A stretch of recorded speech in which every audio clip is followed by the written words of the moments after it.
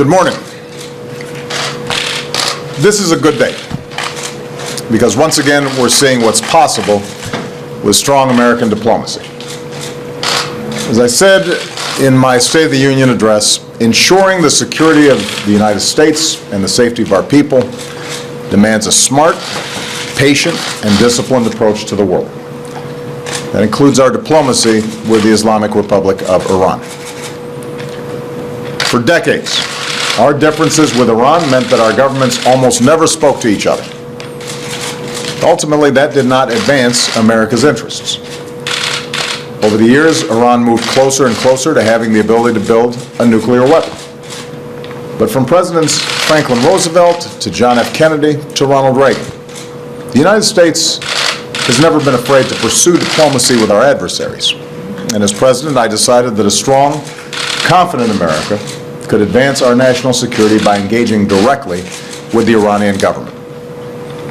We've seen the results.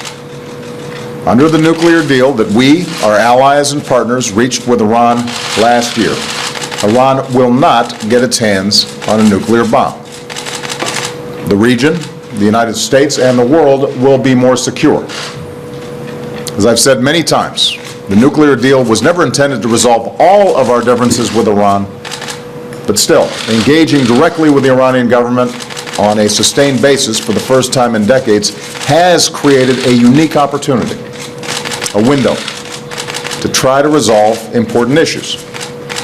And today I can report progress on a number of fronts. First, yesterday marked a milestone in preventing Iran from obtaining a nuclear weapon. Iran has now fulfilled key commitments under the nuclear deal. And I want to take a moment to explain why this is so important. Over more than a decade, Iran had moved ahead with its nuclear program, and before the deal, it had installed nearly 20,000 centrifuges that could enrich uranium for a nuclear bomb. Today, Iran has removed 2/3 of those machines.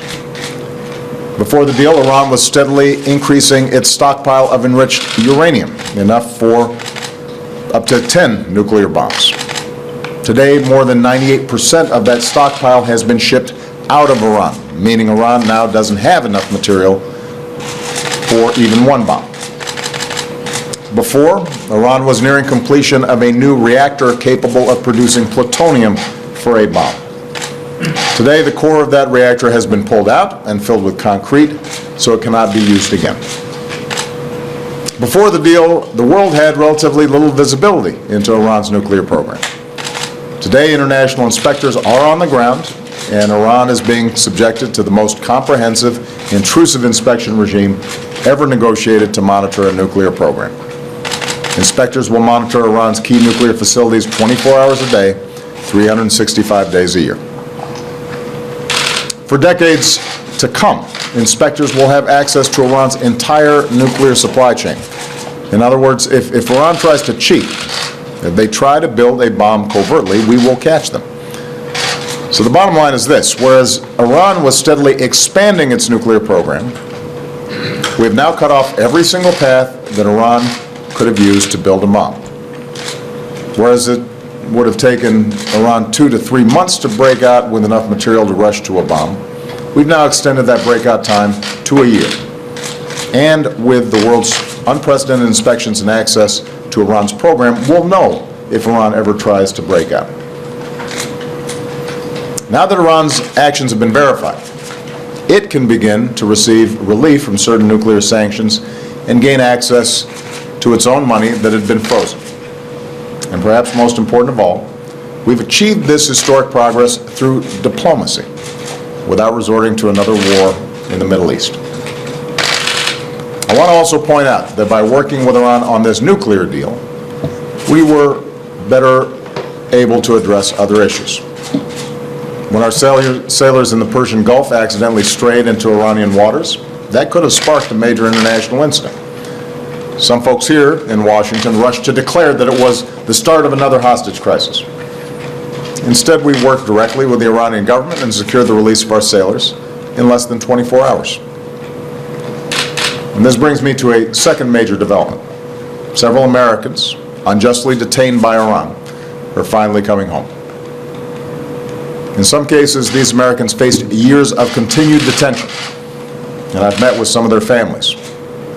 I've seen their anguish, how they ache for their sons and husbands. I gave these families my word. I made a vow that we would do everything in our power to win the release of their loved ones, and we have been tireless. On the sidelines of the nuclear negotiations, our diplomats at the highest level, including Secretary Kerry, used every meeting to push Iran to release our Americans. I did so myself in my conversation with President Rouhani. After the nuclear deal was completed, the discussions between our governments accelerated. Yesterday, these families finally got the news that they had been waiting for. Jason Rezaian is coming home. A courageous journalist for the Washington Post who wrote about the daily lives and hopes of the Iranian people. He's been held for a year and a half. He embodies the brave spirit that gives life to the freedom of the press. Jason has already been reunited with his wife and mom. Pastor Saeed Abedini is coming home. Held for 3.5 years, his unyielding faith has inspired people around the world in the global fight to uphold freedom of religion. And now Pastor Abedini will return to his church and community in Idaho.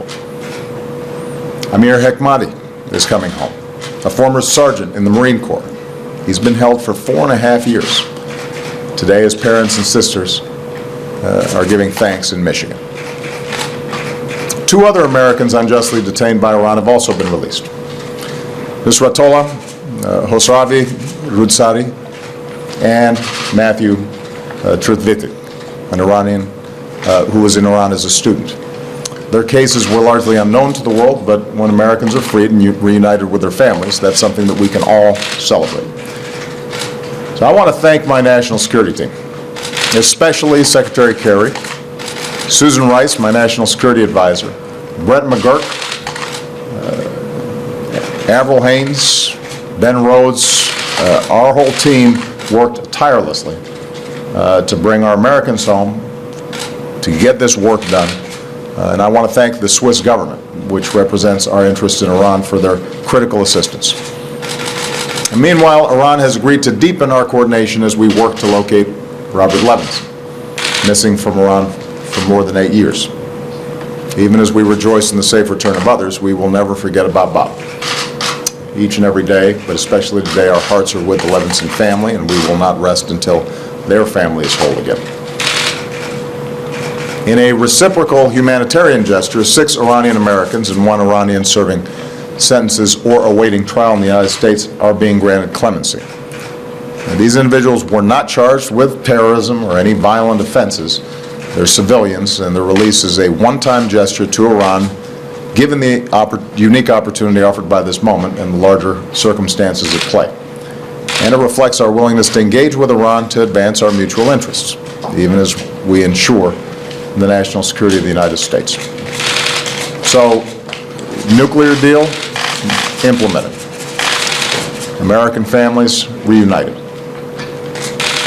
The third piece of this work that we got done this weekend involved the United States and Iran resolving a financial dispute that dated back more than 3 decades. Since 1981, after our nations severed diplomatic relations, we've worked through an international tribunal to resolve various claims between our countries.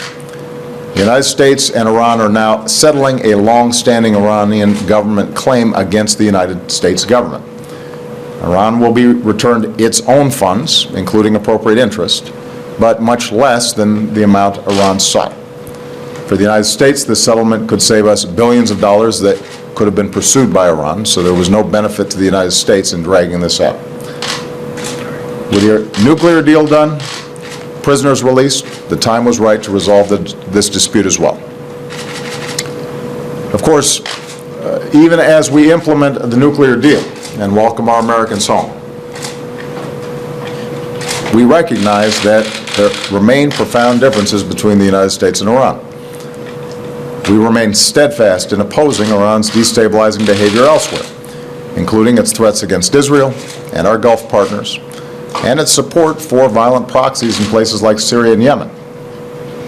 We still have sanctions on Iran for its violations of human rights, for its support of terrorism, and for its ballistic missile program, and we will continue to enforce these sanctions vigorously. Iran's recent missile test, for example, was a violation of its international obligations. And as a result, the United States is imposing sanctions on individuals and companies working to advance Iran's ballistic missile program, and we are going to remain vigilant about it. We're not going to waver in the defense of our security or that of our allies and partners. But I do want to once again speak directly to the Iranian people. Yours is a great civilization with a vibrant culture that has so much to contribute to the world, in commerce and in science and in arts. For decades, your government's threats and actions to destabilize your region have isolated Iran from much of the world. And now our governments are talking with one another. Following the nuclear deal, you, especially young Iranians, have the opportunity to begin building new ties with the world. We have a rare chance to pursue a new path, a different, better future that delivers progress for both our peoples and the wider world. That's the opportunity before the Iranian people. We need to take advantage of that. And to my fellow Americans, today we're united in welcoming home sons and husbands and brothers who in lonely prison cells have endured an absolute nightmare. But they never gave in and they never gave up. At long last, they can stand tall and breathe deep the fresh air of freedom. As a nation, we face real challenges around the world and here at home. Many of them will not be resolved quickly or easily. But today's progress, Americans coming home, an Iran that has rolled back its nuclear program and accepted unprecedented monitoring of that program, these things are a reminder of what we can achieve when we lead with strength and with wisdom, with courage and resolve and patience. America can do and has done big things when we work together. We can lead this world and make it safer and more secure for our children and our grandchildren for generations to come. So I want to thank once again Secretary Kerry, our entire national security team, led by Susan Rice.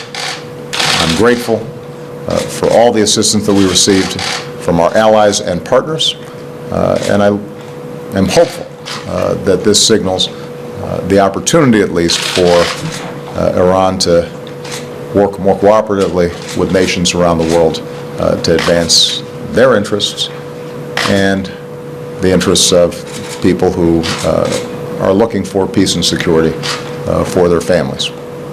Thank you so much. God bless you. God bless the United States of America. Mr. President, where do you see this relationship going next?